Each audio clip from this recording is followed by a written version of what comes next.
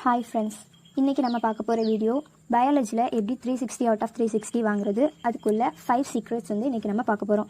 அதுக்கப்புறம் என்சிஆர்டி மட்டும் போதுமா இல்லை ரெஃபரன்ஸ் புக்ஸும் வேணுமா அதை பற்றி பார்க்க போகிறோம். அப்புறம் வீடியோவோட எண்டில் வந்து மெமரைசிங் ட்ரிக்ஸ் அண்ட் டிப்ஸ் வந்து பார்க்க போகிறோம். ஸோ வீடியோவை வந்து முடிஞ்சளவு ஃபுல்லாக வாட்ச் பண்ணுங்கள். சரி, இப்போது வீடியோக்குள்ளே போகலாம். சரி, அந்த 5 சீக்ரெட்ஸ் வந்து என்ன அப்படின்னா, ஃபஸ்ட்டு என்சிஆர்டி லைன்ஸ் வந்து ரொம்ப ரொம்ப இம்பார்ட்டண்ட்டு. என்சிஆர்டி உள்ள எல்லா லைன்ஸுமே ரொம்ப ரொம்ப இம்பார்ட்டண்ட். அப்புறம் வந்து செகண்ட் வந்து கான்செப்ஷுவல் அண்டர்ஸ்டாண்டிங் வந்து வேணும். தேர்ட் வந்து ஃபேக்ட்ஸ் எல்லாம் மெமரைஸ் பண்ணணும். ஃபோர்த் வந்து எம்சிக்யூஸ் வந்து சால்வ் பண்ணணும். அப்புறம் வந்து டெஸ்ட் எழுதணும். அப்புறம் ஃபிஃப்த்து வந்து ரிவைஸ் ஆஸ் மெனி டைம்ஸ், முடிஞ்ச அளவு எத்தனை டைம், மினிமம் வந்து ஒரு 8 தடவைக்கு மேலே வந்து ரிவைஸ் பண்ணணும். மேக்ஸிமம் பார்த்தோன்னா ஒரு 25+ டைம்ஸ் வந்து ரிவைஸ் பண்ணாலும் நல்லது தான். சரி, இந்த பயாலஜி பார்த்தோம் அப்படின்னா இதுதான் நம்மளுக்கு எழுதுகிற நீட் எழுதுகிற 3 சப்ஜெக்ட்லேயே ஸ்கோரிங் சப்ஜெக்ட்னா அது பயாலஜி தான். ஏன்னா அதில் வந்து 90 கொஷின்ஸ் கேட்குறாங்க, 360 மார்க்ஸ் இருக்கிறதுனால இதுதான் ஸ்கோரிங் சப்ஜெக்ட். அப்புறம் வந்து இது வந்து எடுக்கிறதும் வந்து கொஞ்சம் நல்லாவே ரொம்பவே ஈஸி தான். என்சிஆர்டி தான் மெயினாக வந்து நமக்கு தேவை, அது நம்ம எல்லாருக்குமே நல்லாவே தெரியும். ஸோ ஈஸியாக நிறைய மார்க் வாங்குறதுனால இதை வந்து நம்ம பயாலஜியை வந்து ஸ்கோரிங் சப்ஜெக்ட்னு சொல்கிறோம். சரி, இப்போது அந்த 5 சீக்ரெட்ஸ் பற்றி நம்ம வந்து டீட்டெயிலில் பார்க்கலாம். ஃபஸ்ட்டு என்சிஆர்டி லைன்ஸ் வந்து இம்பார்ட்டண்ட் அப்படி சொல்லி பார்த்தோன்னா, என்சிஆர்டி உள்ள எல்லா லைனுமே ஈச் அண்ட் எவ்ரி லைன் வந்து ரொம்பவே இம்பார்ட்டண்ட். இந்த பேக் டு பேக் படிக்கிறது, ஃபஸ்ட்டு பேஜ்லேருந்து லாஸ்ட் பேஜ் வரைக்கும் படிக்கிறது சொல்லுவாங்கள்ல, அந்த மாதிரி ஒவ்வொரு லைனுமே ஒவ்வொரு வேர்டுமே இம்பார்ட்டண்ட்டு தான் என்சிஆர்டி பயாலஜி என்சிஆர்டியை பொறுத்த வரைக்கும்.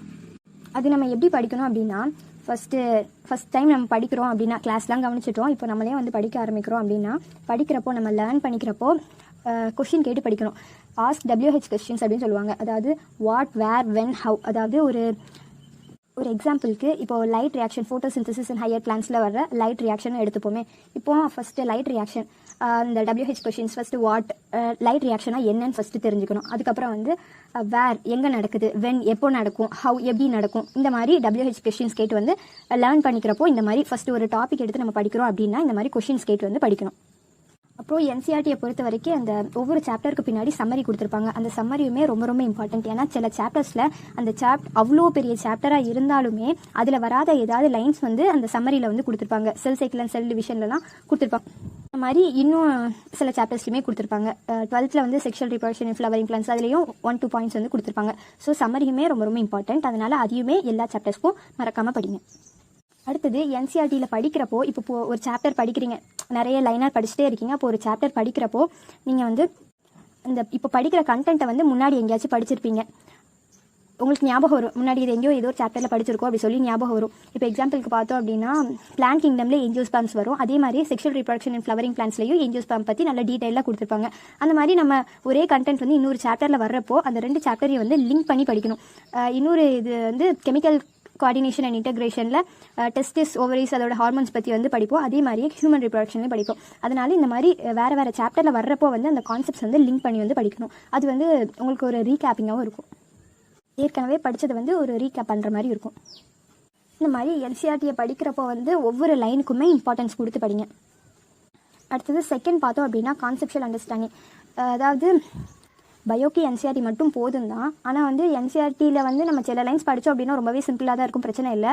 ஆனால் சில லைன்ஸ் வந்து ட்ரிக்கியாக இருக்கும், நம்மளுக்கு வந்து புரியாது, இல்லைனா கொஞ்சம் காம்ப்ளிகேட்டடாக கொடுத்துருப்பாங்க. அதுக்கு வந்து நம்ம அந்த என்சிஆர்டி லைன்ஸ் மட்டும் படித்தா வந்து அதுக்கு வந்து பத்தாது. அப்போ வந்து அதுக்கு நம்ம கான்செப்ஷுவல் அண்டர்ஸ்டாண்டிங் வேணும் அப்படின்னா, இப்போ நம்மளே செல்ஃப் ஸ்டடி பண்ணுறோம் அப்படின்னா வீடியோ லெக்சர்ஸ் பார்த்துக்கலாம். இல்லை இந்த மாதிரி நம்மளுக்கு வந்து கான்செப்ஷுவல் அண்டர்ஸ்டாண்டிங் வேணும், என்சிஆர்டி லைன்ஸில் உள்ளது வந்து ஒழுங்காக கிளியராக புரியலை, உங்களுக்கு வந்து கொஞ்சம் கஷ்டமாக இருக்குது அப்படின்னு ஃபீல் பண்ணுறப்போ ஒன்று வீடியோ லெக்சர்ஸ் பாருங்கள். இல்லைனா அந்த டைமில் வந்து ரெஃபரன்ஸ் புக்ஸ் வந்து யூஸ் பண்ணுங்கள். உங்களோட நீங்கள் கோச்சிங் இன்ஸ்டியூட்டில் படித்தாலும் ஓகே தான், அந்த மெட்டீரியல்ஸ் எடுத்து யூஸ் பண்ணிக்கோங்க. கோச்சிங்கே படிக்கல, செல்ஃப் ஸ்டடி தான் பண்ணுறீங்க அப்படின்னா ஆலன் ஆகாஷ்லாம் வந்து ஆன்லைனில் வந்து PDF வந்து டவுன்லோட் பண்ணி அதை வந்து ரெஃபர் பண்ணிக்கோங்க. இந்த மாதிரி நம்மளோட பெட்டர் அண்டர்ஸ்டாண்டிங்க்கு மட்டும் ரெஃபரன்ஸ் புக்ஸ் வந்து யூஸ் பண்ணிக்கோங்க. அதாவது எக்ஸ்ட்ரா லைன்ஸ் வந்து பார்க்குறதுக்கு அந்த எது வந்து உங்களுக்கு புரியலையோ, இந்த லைன்ஸ் புரியாமல், என்சிஆர்டி லைன்ஸ் புரியாமல் எக்ஸ்ட்ரா இன்ஃபர்மேஷன் கேதர் பண்ணியிருப்பீங்கல்ல, அதை வந்து என்சிஆர்டியில் அந்த சைடில் கேப் இருக்கும்ல, அதில் வந்து நோட் பண்ணி வச்சுக்கோங்க. வேறு ஏதாச்சும் ரெஃபரன்ஸ் புக் யூஸ் பண்ணாலும் யூஸ் பண்ணிக்கோங்க இந்த மாதிரி பெட்டர் அண்டர்ஸ்டாண்டிங்க்கு. இதாங்க செகண்ட் பாயிண்ட் வந்து கான்செப்ஷுவல் அண்டர்ஸ்டாண்டிங்க்கு வீடியோ லெக்சர்ஸ் யூஸ் பண்ணிக்கோங்க. இல்லைனா வேறு ஏதாவது கோச்சிங் மெட்டீரியல் மாதிரி, இல்லைனா வெளியில் நம்ம வாங்குற மாதிரி ரெஃபரன்ஸ் புக்ஸ் வந்து யூஸ் பண்ணிக்கோங்க. நிறைய ட்ரூமேன், அப்புறம் இன்னும் நிறைய புக்ஸ் வந்து கிடைக்கும், அது வந்து வாங்கிக்கோங்க. உங்களோட கான்செப்ஷுவல் அண்டர்ஸ்டாண்டிங்க்கு நல்ல டீட்டெயிலாக எக்ஸ்ப்ளனேஷன் இருக்கிற மாதிரி புக்ஸ் வந்து வாங்கிக்கோங்க. அடுத்தது தேர்ட் வந்து பார்த்தோம் அப்படின்னா மெமரைஸ் ஃபேக்ட்ஸ். ஃபேக்ட்ஸ்னால் இந்த அப்படியே நம்ம மெமரைஸ் பண்ணுற மாதிரி இந்த numericals, examples, family names, scientific நேம்ஸ்லாம் இருக்கும்ல, அதெல்லாம் அப்படியே நம்ம வந்து மெமரைஸ் பண்ணி ஆகணும். அது வந்து நம்மளுக்கு இதெல்லாம் எப்படி நம்மளுக்கு வந்து ஃபெமிலியர் ஆக்கிக்கணும் அப்படின்னா நிறைய தடவை நம்ம வந்து ரிப்பீட் பண்ணி ரிவைஸ் பண்ணாதான் இது வந்து நம்ம வந்து மெமரியில் நல்லாவே வச்சுக்க முடியும். ஒரு டைம் 2 டைம்லாம் படித்தோம் அப்படின்னா நம்ம ஷார்ட் டைம் மெமரியிலே இருந்துடும், லாங் டைம் மெமரிக்கு போகாது. அதனால் நம்ம வந்து அடிக்கடி வந்து அதை வந்து பார்த்துக்கணும். அடுத்தது இந்த மாதிரி இது வந்து படிக்கிறதுக்கு டேப்லர் காலம் வந்து ப்ரிப்பேர் பண்ணி படிங்க. இப்போது இந்த ஸ்டெம் ரூட் லீஃப்லாம் இருக்குல்ல, அது படிக்கிறதுக்குலாம் வந்து டிஃப்ரென்ஷியேட் பிட்வீன் அந்த மாதிரி டேப்லர் காலம் ரெடி பண்ணி படிங்க.